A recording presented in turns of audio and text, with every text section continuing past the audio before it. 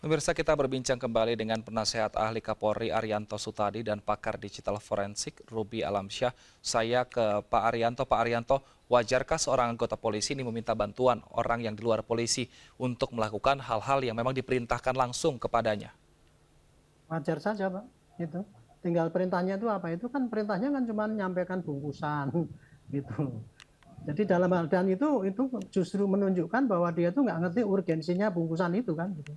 Kalau dia itu tahu bahwa itu barang yang berharga, mungkin dia akan lebih hati-hati dan dia menyerahkan pada polisi yang lain. Tapi saya pikir itu dia karena walaupun itu bukan anggota polisi, tapi karena dia percaya bahwa itu kalau disuruh gitu dan itu akan disampaikan kepada yang bersangkutan, ya itu bukan barang yang aneh menurut saya, Pak. Tapi justru itu menunjukkan bahwa yang bersangkutan itu tidak menghargai atau tidak menilai bahwa barang itu sangat penting banget gitu ya, sehingga perlu kerahasiaan atau tidak boleh berubah dan sebagainya, sehingga dia kasihkan saja sama siapa yang tercepat untuk bisa melakukan penyampaian barang bukti itu. Baik, baik, saya ke Pak Ruby. Pak Ruby, ini kalau untuk di VR dalam persidangan kemarin menyebutkan bahwa ada mematikan DVR secara paksa sebanyak 26 kali. Nah, ini adakah pengaruh dari pematikan secara paksa DVR ini untuk barang bukti? Apakah bisa korup atau hilang seperti itu? Ya, pemakaian paksa itu kan pastinya bisa dilihat dari hasil log operating sistemnya terlihat operating system tersebut matinya berapa kali secara tidak normal. Nah, anomali shutdown tersebut itu mestinya sebagian besar atau kemungkinan besar itu tidak akan berpengaruh kepada datanya. Tetapi mungkin yang bisa korup adalah sistem atau operating sistemnya itu sendiri, alias kalau datanya sih menurut saya aman. Karena operating system sama data itu ada kemungkinan besar ada di dalam dua partisi yang berbeda kalau settingan yang proper. Nah, sehingga kalau korup operating sistemnya, even sampai misalnya tidak bisa terbaca operating sistemnya, tetapi tetap datanya itu masih ada, alias masih bisa di-recover. Jadi beberapa skenario kemungkinan terburuk terhadap pematian paksa tadi, menurut saya tidak akan mempengaruhi hilangnya data. Baik, nah kalau tadi untuk mengembalikan data yang sudah mungkin dinilai rusak untuk kategori data yang bisa dikembalikan, sebenarnya bisa membutuhkan waktu lama, waktu berapa lama dan apakah memang alat-alat kita memadai untuk itu? Hanya cukup satu laptop, apakah bisa, Pak Ruby? Baik, jadi masalah lama atau cepat itu akan sangat tergantung dengan tingkat kesulitan yang dihadapi, kondisi secara pastinya seperti apa. Tetapi umumnya rata-ratanya hitungan jam aja itu bisa dilakukan recovery secara penuh. Terkait alat-alat, menurut saya dalam kapasitas hanya recovery dari sebuah hard disk di Indonesia sudah sangat banyak tersedia, baik itu di swasta maupun apalagi di penegak hukum. Ya, jadi kebanyakan kesalahan tidak bisa melakukan recovery, salah tekniknya alias salah skillnya alias SDM yang kurang kurang mengetahui secara pasti bagaimana cara melakukan recovery yang tepat terhadap sebuah kejadian ataupun kesulitan tertentu. Jadi biasanya itu saja yang kalau alat sama software itu cukup banyak tersedia, baik itu di swasta maupun di penegak hukum. Tapi kalau untuk di VR sendiri, apakah metode penyimpanannya sama mungkin seperti hard disk pada umumnya? Sama persis, tidak ada perbedaan sama sekali.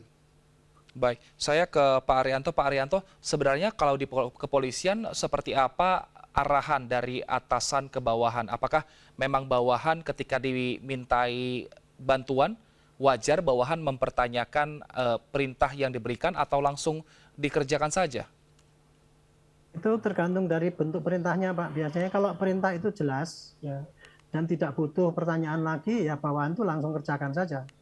Tapi kalau perintahnya itu tidak jelas, mungkin dia akan bertanya, Pak, apa maksud yang dimaksud gitu. Nah itu jadi gitu. Jadi tapi umumnya ya bawahan itu apabila diperintah sesuatu yang jelas, dia tidak akan bertanya ini untuk apa, Pak, kenapa begini, nggak akan mungkin, Pak, itu terjadi. Apalagi itu kan bawahan kan cuma suruh apa ngambil ganti ya dia kerjakan aja apa itu perintahkan sudah jelas sekali itu, termasuk juga itu suruh mengamankan itu kan mengamankan istilahnya kan mengamankan gitu ya, tetapi kan pengamanan itu kan apa penilaiannya bisa luas itu. Nah disitulah biasanya kalau tidak jelas bisa tanya yang dimaksud dengan pengamanan apa itu. Tetapi dalam persidangan ini yang mengatakan perintah mengamankan itu kalau saya pikir itu dianggap mereka sudah sama-sama tahu yang dimaksudkan mengamankan itu adalah ini. Sebagai contoh saja Pak, orang ditahan kan sering dipakai diamankan itu maksudnya itu amankan dulu. Oh, barang bawaan nggak akan tanya dulu Pak diamankan diapakan dulu Pak, enggak, dia langsung otomatis orang itu tangkap kemudian ditahan dulu, itu namanya diamankan. Sama juga dengan ini barang bukti ini supaya diamankan. Di dalam konteks ini ya Pak, ini kemarin sementara masih ambiguous itu sebetulnya main betul itu mana skenario itu, maka diamankan itu mengandung dua pengertian. Sebagai contoh itu ini suatu perintah yang jelas apa tidak ya Pak ya. Diamankan dalam arti itu jangan sampai itu nanti dirusak, diganggu sehingga dia terpaksa diamankan dulu supaya tidak ditimpa dengan data yang lain atau apa, atau diamankan dari jejak-jejak yang tadinya menutupi jejaknya Sambo itu gitu. Makanya ada misalkan ada jejak itu ya yang rekaman yang mestinya harus dihabiskan itu. Nah itu artinya itu harus dihilangkan, kemudian harus aman betul, jangan sampai bocor gitu kan, itu kayak gitu. Ini kalau jadi kalau perintah apa itu tadi misalkan suruh copot DPR, ya sudah dia copot gitu aja. Kemudian nih sampaikan pada siapa? Sampaikan pada siapa? Dia kan nggak tanya Pak, ini apa ini? Kok disampaikan gitu. Artinya Jadi memang dia tidak gitu, perlu, bawahan ini tidak perlu untuk menanyakan maksudnya apa dan tujuannya apa ketika perintah sudah jelas dan masuk akal seperti itu ya Pak? Jarang sekali orang bawahan jarang sekali bawahan itu tanya kepada atasan yang merintah apabila dia diperintah sudah jelas Pak. Kecuali kalau barang yang tidak jelas itu boleh dia tanya, karena artinya yang tidak jelas itu gini, dari pihak yang ngasih juga masih berbeda pendapatnya, dari yang dikasih juga berbeda pendapatnya. Itu biasanya bawahan baru berani menanyakan apa yang dimaksud ini Pak. Tapi kalau sudah perintahnya sudah di dalam apa ya term of reference mereka itu sama gitu, otomatis kerjakan dia mesti tanpa tanya gitu. Gitu. Baik, saya ke Pak Ruby. Pak Ruby, ini kejadian sudah beberapa bulan lalu, CCTV juga saat ini bentuknya masih dicari tahu untuk secara keseluruhannya karena ada banyak lokasi CCTV dan juga ada beberapa DVR. Ini sebenarnya peran dari CCTV dan juga DVR-nya dalam kasus ini menurut Anda seberapa besar? Akan sangat tergantung coverage yang yang diarahkan oleh kamera-kamera CCTV yang berhasil diamankan ataupun dilakukan analisa. Nah, coverage CCTV yang diamankan itu kalau memang mendapatkan sudut-sudut untuk kejadian-kejadian dan lokasi-lokasi yang penting yang berhubungan dengan kasus ini, pastinya akan sangat penting.